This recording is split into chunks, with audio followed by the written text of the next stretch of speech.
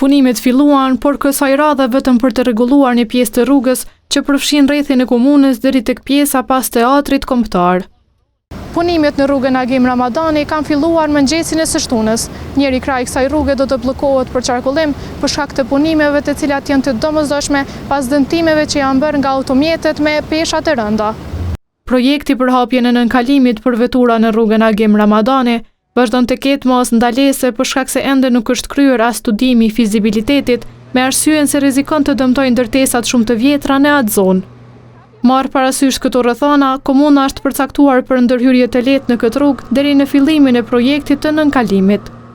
Asfaltimi rrugës është shumë i dëmtuar, gjë që është vështirësuar dhe po krijon kolona të vazhdueshme në trafik.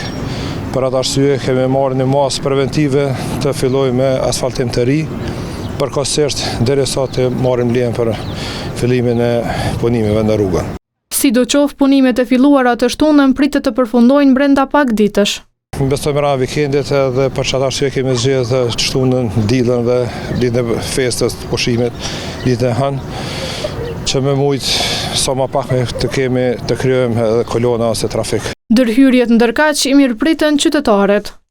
Kjo rrugë ka pas nevojë më rregulluar prej komunës deri te menza studentave, ka qenë shumë e dëmtuar prej makinave me peshtrana.